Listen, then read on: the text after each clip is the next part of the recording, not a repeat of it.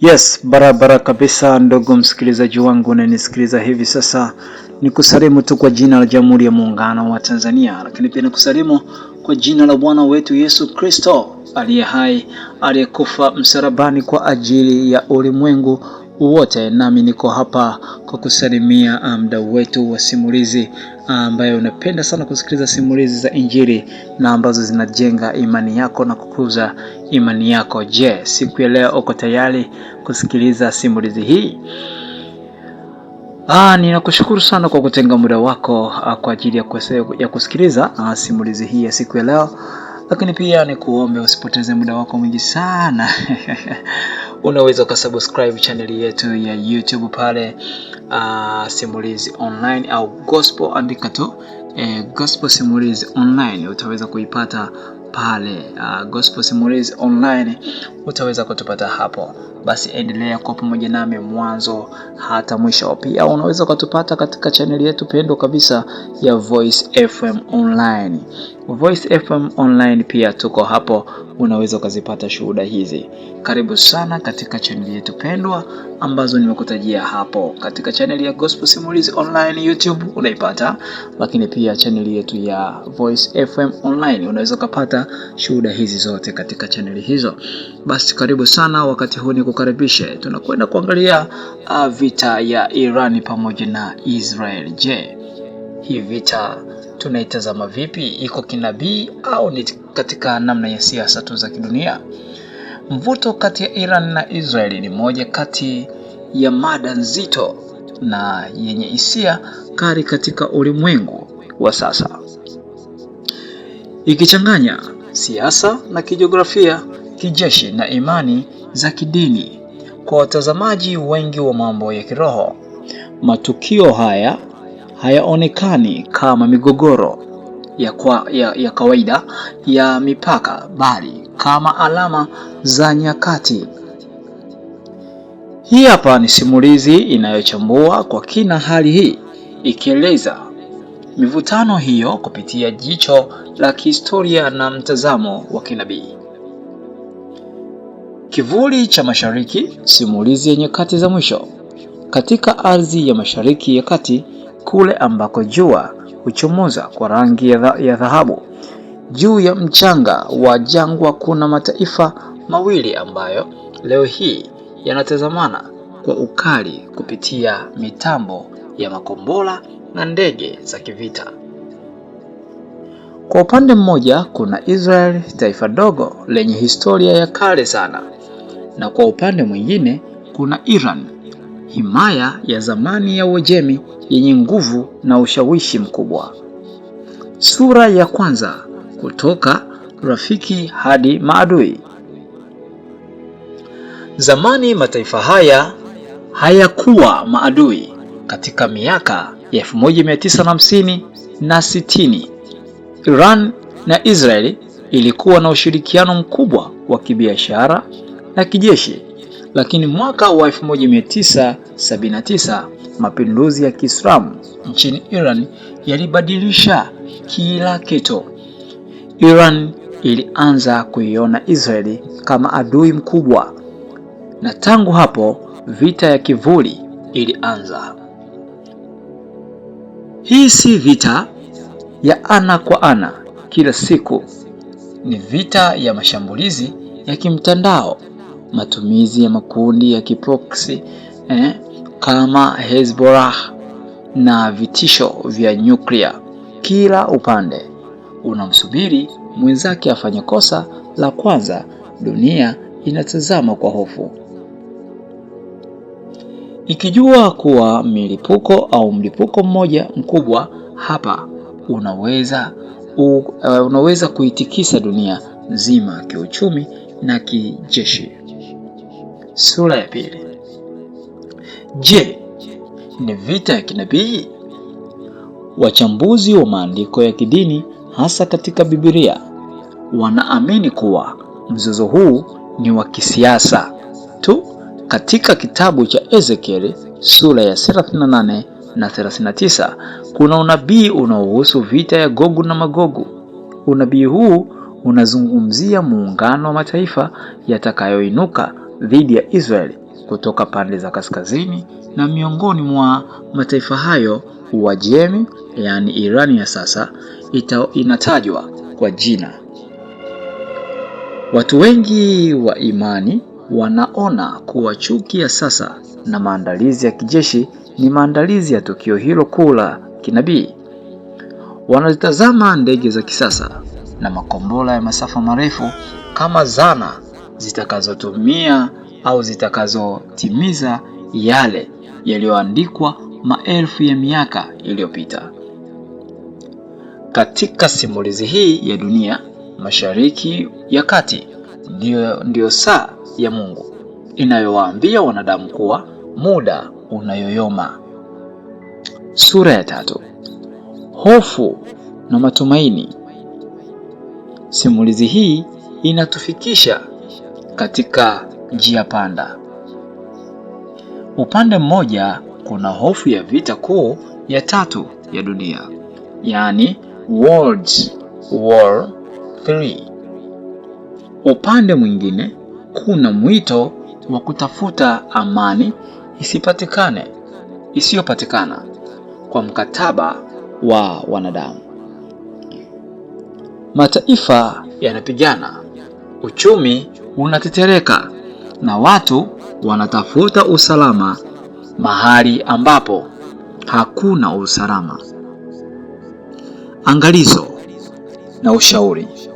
Tunapoitazama hali ya Iran na Israeli, ni lazima tuelewe kuwa dunia inapita.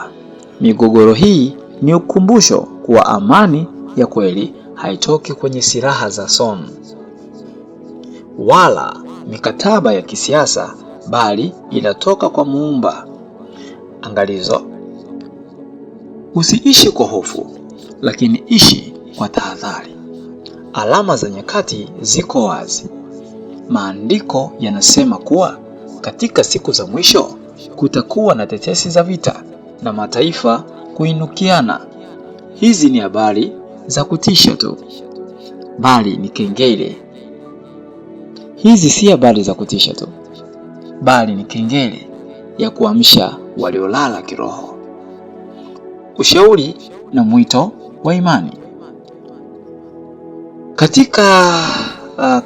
Katikati ya dhoruba hizi za kidunia, kuna kimbilio moja tu lililo salama.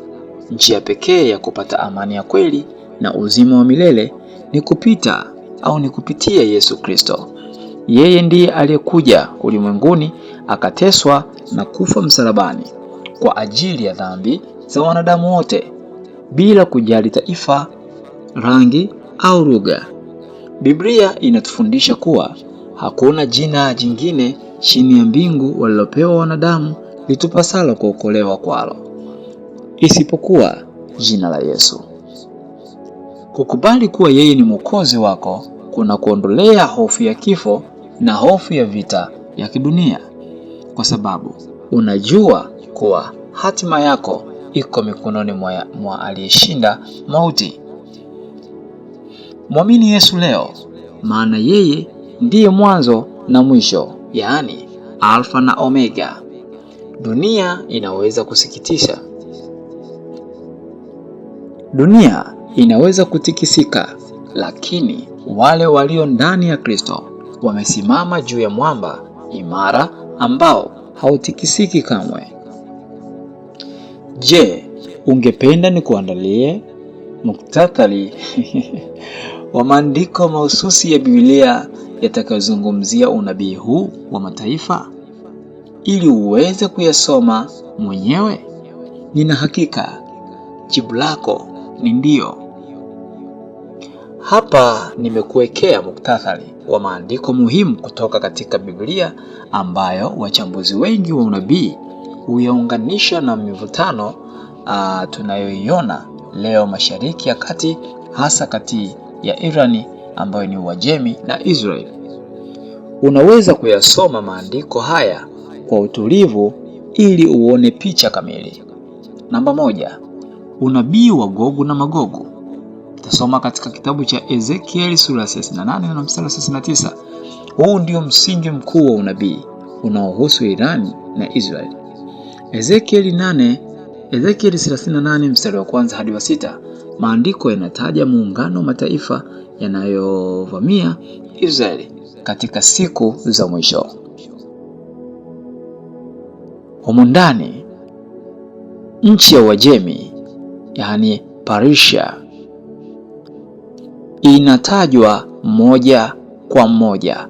Kumbuka kuwa nchi ya Irani ilijulikana rasmi kama Persia mpaka mwaka 1935. Ezekiel 38 mstari ule wa 8 inatabiri kuwa uvamizi huu unatokea wakati watu wa Israeli wamesharudi katika nchi yao kutoka mataifa mengi, jambo ambalo lilitokea mwaka 1948 baada ya Israeli kuwa taifa tena. Namba 2. Yerusalemu kama kikombe cha kulevya. Zekaria sura ya 12. Nabii Zekaria aliona namna ambavyo mji wa Yerusalemu ungekuwa kitovu cha migogoro ya dunia nzima. Zekaria 12 mstari wa 2 hadi wa 3 inasema, tazama mimi nitafanya Yerusalemu kuwa kikombe cha kulevya kwa watu wa kabila zote. Nitafanya Yerusalemu kuwa jiwe la kulemea watu wa kabila zote. Leo hii tunaona kuwa hata mataifa makubwa duniani yanashindwa kutatua mzozo wa Yerusalemu, na kila nchi inajikuta imevutwa kwenye mgogoro huo kama kileo. 38 mstari wa tunaangalia sura ile mstari wa 3. Namba 3. Alama za nyakati. Mathayo 24. Haya ni maneno ya Yesu Kristo mwenyewe alipokuwa akijibu maswali ya wanafunzi wake kuhusu mwisho wa dunia. Mathayo 24 mstari wa 6 hadi 7. Nanyi mtasikia habari za vita na matetesi ya vita. Angalieni, msitushwe, maana hayo hayana budi kutokea. Yesu alitutahadharisha kuwa kuongezeka kwa mivutano ya kijeshi ni kama uchungu na uzazi kwa mwanamke, huongezeka kadiri muda wa kujifungua kurudi kwake.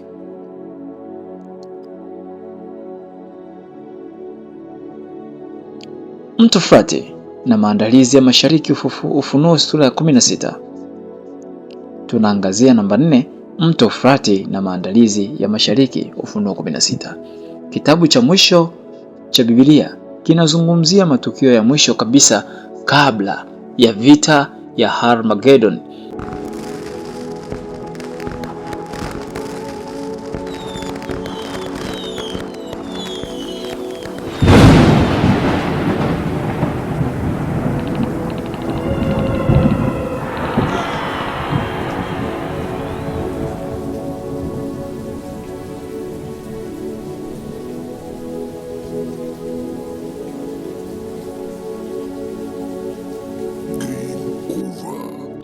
Ufunuo 16 mstari ule wa 12 inataja kukauka kwa mto Frati mkubwa unaopita Iraq na Syria, jirani na Iran, ili kutengeneza njia ya wafalme watokao machweo ya jua mashariki. Hii inatafsiriwa kama harakati za kijeshi kutoka mataifa ya mashariki kuelekea Israeli. Hitimisho la kiroho. Maandiko haya hayatupi hofu bali yanatupa uhakika, yanatuonyesha kuwa Mungu anajua mwisho tangu mwanzo.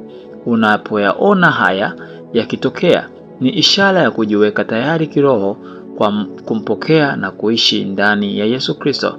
Basi mambo hayo yaanzapo kutokea, changamkeni mkaviinue vichwa vyenu, kwa kuwa ukombozi wenu unakaribia. Luka 21 mstari 28. Je, ungependa nikusaidie kwa kuandalia sala fupi ya toba? na kumkabidhi Yesu Kristo maisha yako, au kuna sehemu nyingine ya unabii ungependa ni kufafanulie zaidi? Ninaamini kwamba jibu lako ni ndio.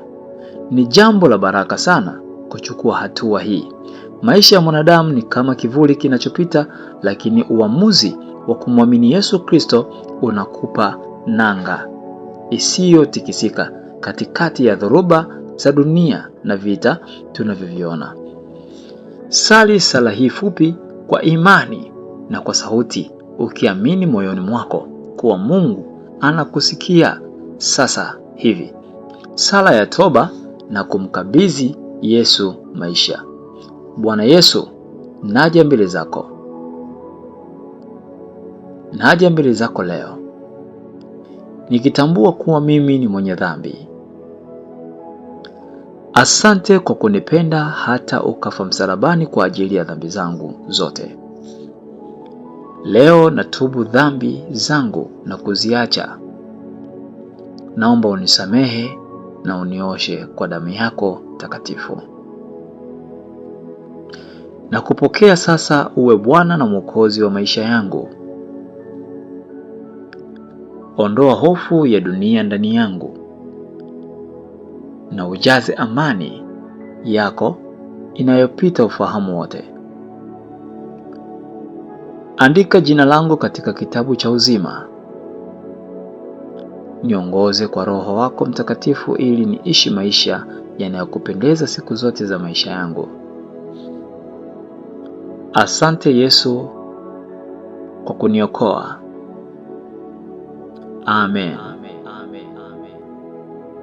Hatua muhimu za kufuata sasa. Soma Biblia kila siku. Anza na Injili ya Yohana, itakusaidia kumjua Yesu vizuri zaidi na upendo wake kwako. Omba bila kukoma, ongea na Mungu kama unavyoongea na rafiki. Yeye anakujali na anasikia kilio chako. Tafuta kanisa la kiroho, jiunge na waumini wengine wanaomwamini Yesu na kufundisha neno la Mungu kwa usahihi ili ukue kiroho. Usiogope habari za vita. Kumbuka, sasa wewe ni mtoto wa Mungu. Hata dunia itikisike namna gani, usalama wako uko mikononi mwa Kristo. Je, ungependa nikushauri namna bora ya kuanza kusoma Biblia ili uelewe zaidi upendo wa Mungu na ahadi zake kwako? Ninatamani na ninajua unapenda niweze kukupa, lakini tutaweza kujadili hili siku nyingine katika wakati mwingine tena. Bwana akubariki, Bwana kuongoze katika dunia ya sasa na wakati tuliokuwa nao. Ili mradi umemkabidhi Yesu Kristo kwa Bwana na Mwokozi wa maisha yako, endelea kukaa katika Kristo, naye atakuongoza katika kutenda yaliyo yake na makusudi yake yaweze kutimia katika maisha yako. Ubarikiwe sana mpendwa msikilizaji. Mimi ni wako Brother FM, nikiwa nimekuletea simulizi hii nzuri kabisa inayohusiana vita ya Iran na Israeli inayoendelea hivi sasa. Je, ni unabii katika Biblia? Asante kwa kunisikiliza. Ninatumaini tangu tulipoanza hata sasa kuna namna ambayo Roho Mtakatifu amekufungulia na kukufunulia katika yale tuliyoweza kuyasimulia hapa. Karibu sana. Mungu akubariki. Amen. Uwe na siku njema.